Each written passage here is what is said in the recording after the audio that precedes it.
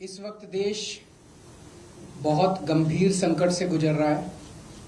पूरे देश में एलपीजी गैस जिसे हम बोलते हैं, जो घरों में खाना बनाने के भी काम आती है, रेस्टोरेंट में, इंडस्ट्री में, तरह तरह से लोग इसका इस्तेमाल करते हैं एलपीजी सिलेंडर का, गैस का। इसकी देश में भारी किल्लत हो गई है और उसका कारण है कि पूरे देश में जितनी डेली प्रोडक्शन होती है उसकी 50% प्रोडक्शन कम हो रही है, 50% प्रोडक्शन कम हो रही है। ये कैसे, मैं आपको थोड़ा समझाता हूँ।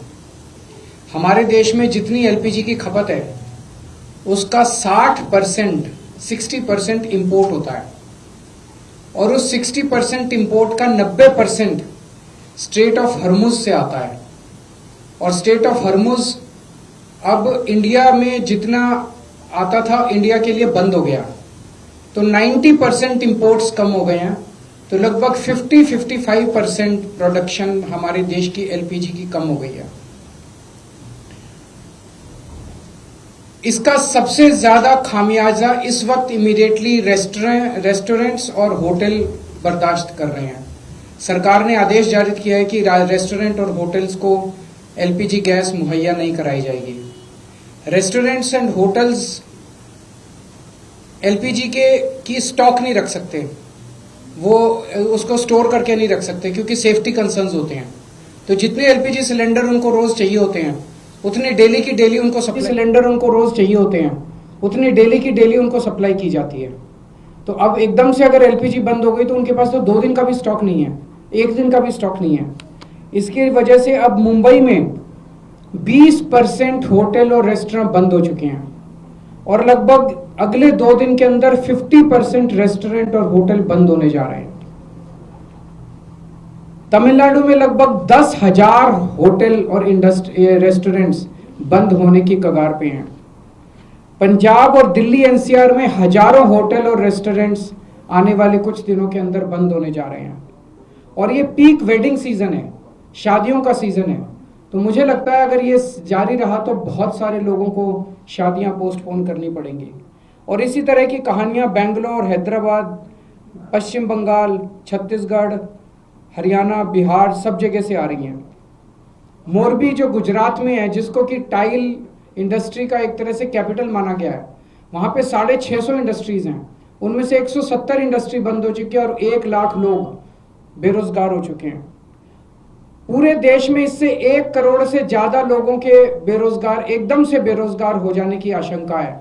और इतने बड़े स्तर पे अगर लोग बेरोजगार हो गए तो क्या स्थिति होगी, हम सोच सकते हैं।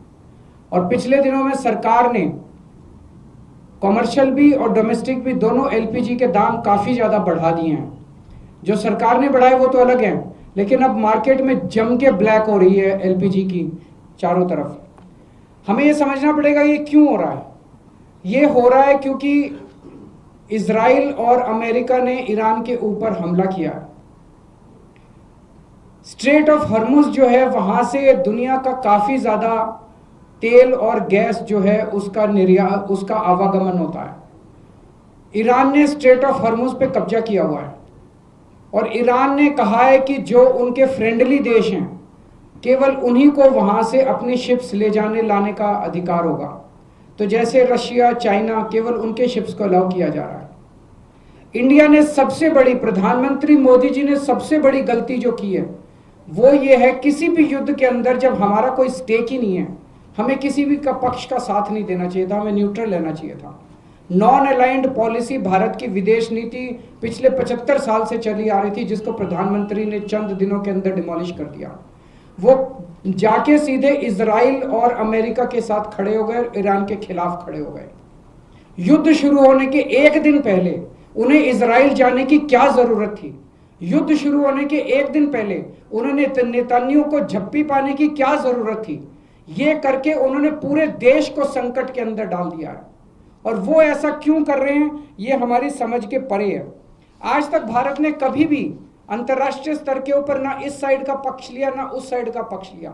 इवन कोल्ड वॉर के जमाने में भी जब जो 2 पोल्स होते थे दुनिया के, उस वक्त भी भारत जो है नॉन अलाइंड मूवमेंट का पक्षधर था, तब भी हमने किसी का पक्ष नहीं लिया। अभी प्रधानमंत्री जी ने सीधे सीधे अमेरिका के और इजराइल के पक्ष में अपना वो रखा और हमने ईरान जो हमारा पुराना दोस्त था, जिसके साथ हमारा काफी वो था, उसको हमने अपना दुश्मन बना लिया।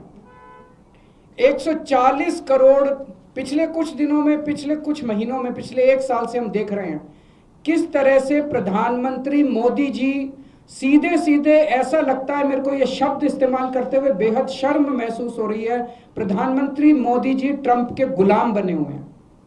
140 करोड़ लोगों के इस महान देश को प्रधानमंत्री मोदी जी ने अमेरिका की कॉलोनी बना दिया। अमेरिका, हम देखते हैं जब अंग्रेज आए थे, 2 पोल्स होते थे दुनिया के, उस वक्त भी भारत जो है नॉन अलाइंड मूवमेंट का पक्षधर था, तब भी हमने किसी का पक्ष नहीं लिया। अभी प्रधानमंत्री जी ने सीधे सीधे अमेरिका के और इजराइल के पक्ष में अपना वो रखा और हमने ईरान जो हमारा पुराना दोस्त था, जिसके साथ हमारा काफी वो था, उसको हमने अपना दुश्मन बना लिया। 140 करोड़ पिछले कुछ दिनों में, पिछले कुछ महीनों में, पिछले 1 साल से हम देख रहे हैं किस तरह से प्रधानमंत्री मोदी जी सीधे सीधे, ऐसा लगता है मेरे को ये शब्द इस्तेमाल करते हुए बेहद शर्म महसूस हो रही है, प्रधानमंत्री मोदी जी ट्रंप के गुलाम बने हुए हैं। 140 करोड़ लोगों के इस महान देश को प्रधानमंत्री मोदी जी ने अमेरिका की कॉलोनी बना दिया। अमेरिका, हम देखते हैं जब अंग्रेज आए थे, अंग्रेजों ने भारत पे क्यों कब्जा कर लिया? अंग्रेजों ने भारत पे कब्जा किया था क्योंकि उस वक्त हमारे देश के अंदर शासन करने वाले जितने राजा थे वो कमजोर थे, उनको ब्लैकमेल किया जा सकता था, उनको खरीदा जा सकता था, उन पे अटैक करके अंग्रेजों ने कब्जा कर लिया। आज अमेरिका ने हमारे देश पे कब्जा कर लिया है क्योंकि एक तरह से हमारे देश का प्रधानमंत्री कमजोर है, उसको ब्लैकमेल किया जा रहा है। प्रधानमंत्री को किस वजह से ब्लैकमेल किया जा रहा है? एक एक देशवासी का खून खौल रहा है इस टाइम। जिस तरह से डेली ट्रंप और वहां के छोटे छोटे सेक्रेटरी, छोटे छोटे अदने से कर्मचारी, अफसर अमेरिका के हमारे प्रधानमंत्री का, हमारे देश का मजाक उड़ाते हैं रोज टीवी के ऊपर बैठ के, खून खौल उठता है एक भारतवासी का, खून खौल उठता है एक देशवासी का। जिस तरह से हम इतनी जिल्लत और इतनी इंसल्ट महसूस कर रहे हैं, ऐसा हमने क्या किया है? हमारा यही कसूर है कि हमारा प्रधानमंत्री एक कमजोर आदमी है।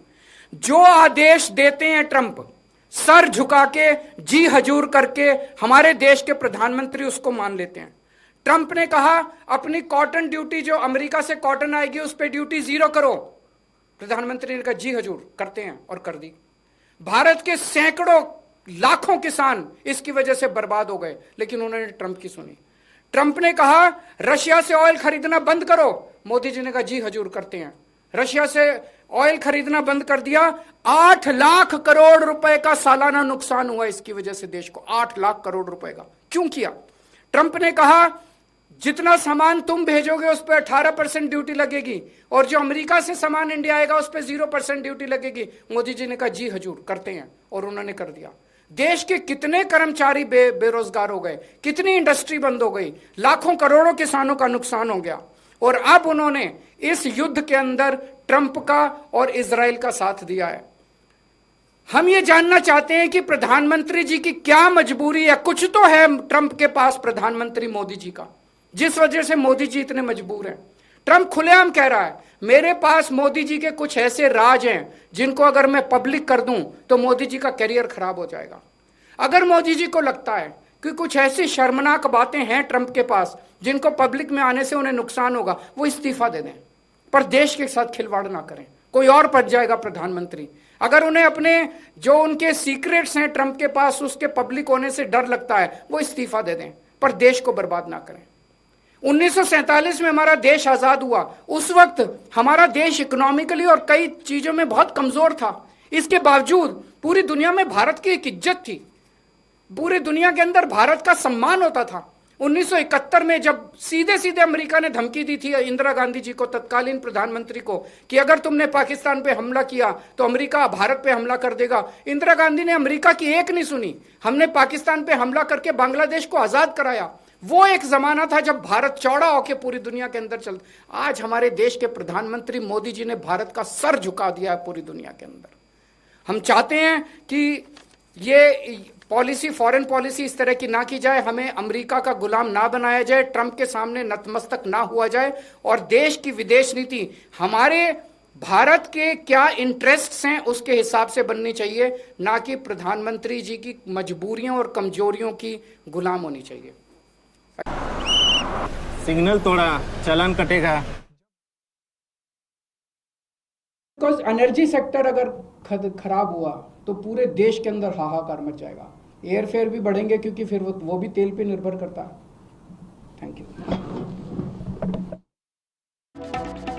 ਤਾਂ ਅਰਵਿੰਦ ਕੇਜਰੀਵਾਲ ਦੇ ਵੱਲੋਂ ਹੈ ਜੋ ਇੱਕ ਵਾਰ ਫੇਰ ਤਿੱਖੇ ਨਿਸ਼ਾਨੇ ਹੈ ਜੋ ਪ੍ਰਧਾਨ ਮੰਤਰੀ ਨਰਿੰਦਰ ਮੋਦੀ ਦੇ ਉੱਤੇ ਸਾਧੇ ਗਏ। ਉਹਨਾਂ ਨੇ ਕਿਹਾ ਕਿ ਕੀ ਜ਼ਰੂਰਤ ਪਈ ਸੀ ਕਿ ਜੰਗ ਤੋਂ ਇੱਕ ਦਿਨ ਪਹਿਲਾਂ ਇਜ਼ਰਾਈਲ ਪਹੁੰਚੇ ਪ੍ਰਧਾਨ ਮੰਤਰੀ। ਉਹਨਾਂ ਦੇ ਵੱਲੋਂ ਨੇਤਨਯਾਹੂ ਨੂੰ ਜੱਫੀ ਪਾਈ ਗਈ ਤੇ ਇਸੇ ਦੇ ਨਾਲ ਦੇਸ਼ ਭਰ ਦੇ ਵਿੱਚ ਇੱਕ ਵੱਖਰਾ ਹੀ ਸੰਦੇਸ਼ ਦੇ ਕੇ ਪ੍ਰਧਾਨ ਮੰਤਰੀ ਵਾਪਸ ਆਪਣੇ ਦੇਸ਼ ਪਰਤ ਗਏ।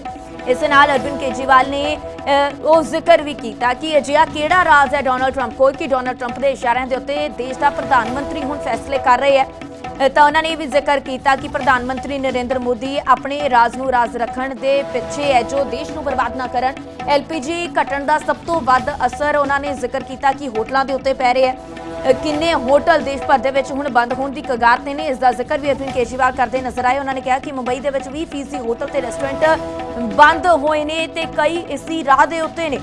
ਅਰਵਿੰਦ ਕੇਜਰੀਵਾਲ ਨੇ ਪ੍ਰੈਸ ਵਾਰਤਾ ਕਰਕੇ ਕਿਹਾ ਕਿ ਤਮਿਲਨਾਡੂ ਦੇ ਵਿੱਚ ਕਰੀਬ 10,000 ਹੋਟਲ ਬੰਦ ਹੋਣ ਦੀ ਕਗਾਰ ਤੇ ਨੇ। ਤਾਂ ਉਹਨਾਂ ਜ਼ਿਕਰ ਕੀਤਾ ਹੈ ਕਿ ਕਿਸ ਤਰੀਕੇ ਪੰਜਾਬ ਦੇ ਵਿੱਚ ਵੀ ਕਾਰੋਬਾਰ ਦੇ ਉੱਤੇ ਅਸਰ ਪੈ ਰਿਹਾ ਹੈ। LPG ਦੀ ਜੋ ਇੰਪੋਰਟ ਹੈ ਉਹ ਰੁਕਿਆ ਹੋਇਆ ਹੈ। ਇਸ ਨੂੰ ਲੈ ਕੇ ਅਰਵਿੰਦ ਕੇਜਰੀਵਾਲ ਨੇ ਅਹਿਮ ਪ੍ਰੈਸ ਵਾਰਤਾ ਕੀਤੀ ਤੇ ਉਹਨਾਂ ਨੇ ਕਿਹਾ ਕਿ ਕਿਸ ਤਰੀਕੇ ਹੈ ਜੋ ਦੇਸ਼ ਦੇ ਵਿੱਚ LPG ਦੀ ਖਪਤ ਘਟ ਰਹੀ ਹੈ। LPG ਘਟਣ ਦਾ ਸਭ ਤੋਂ ਵੱਧ ਅਸਰ ਹੈ ਜੋ ਹੋਟਲਾਂ ਦੇ ਉੱਤੇ ਰੈਸਟੋਰੈਂਟਸ ਦੇ ਉੱਤੇ ਪੈ ਰਿਹਾ ਹੈ। ਮੁੰਬਈ ਦੇ ਵਿੱਚ 20% ਹੋਟਲ ਤੇ ਰੈਸਟੋਰੈਂਟ ਬੰਦ ਹੋ ਚੁੱਕੇ ਨੇ। ਇਸ ਦੇ ਨਾਲ ਆਮ ਆਦਮੀ ਪਾਰਟੀ ਦੇ ਸੁਪਰੀਮੋ ਨੇ ਜ਼ਿਕਰ ਕੀਤਾ ਕਿ ਤਮਿਲਨਾਡੂ 'ਚ ਕਰੀਬ 10,000 ਹੋਟਲ ਬੰਦ ਹੋਣ ਦੀ ਕਗਾਰ ਤੇ ਨੇ। ਜ਼ਿਕਰ ਕੀਤਾ ਪੰਜਾਬ ਦਾ ਕਿ ਪੰਜਾਬ ਦੇ ਕਾਰੋਬਾਰ ਦੇ ਉੱਤੇ ਵੀ ਇਸ ਦਾ ਅਸਰ ਸਿੱਧੇ ਤੌਰ ਤੇ ਪੈ ਰਿਹਾ। ਪੂਰੇ ਦੇਸ਼ ਭਰ ਦੇ ਵਿੱਚ ਬੇਰੁਜ਼ਗਾਰੀ ਵੱਧਦੀ ਜਾ ਰਹੀ ਹੈ, ਲੋਕ ਬੇਰੁਜ਼ਗਾਰ ਹੋ ਰਹੇ ਨੇ। ਪ੍ਰਧਾਨ ਮੰਤਰੀ ਦੇ ਦੌਰੇ ਦਾ ਇਜ਼ਰਾਈਲ ਵਾਲੇ ਦਾ ਜ਼ਿਕਰ ਕਰਦੇ ਹੋਏ ਕਿਹਾ ਕਿ ਇਜ਼ਰਾਈਲ ਤੇ ਅਮਰੀਕਾ ਦਾ ਸਾਥ ਪ੍ਰਧਾਨ ਮੰਤਰੀ ਨੇ ਦਿੱਤਾ ਹੈ। ਅਸੀਂ ਪੁਰਾਣੇ ਦੋਸਤ ਇਜ਼ਰਾਈਲ ਨੂੰ ਦੁਸ਼ਮਣ ਬਣਾਇਆ ਹੈ।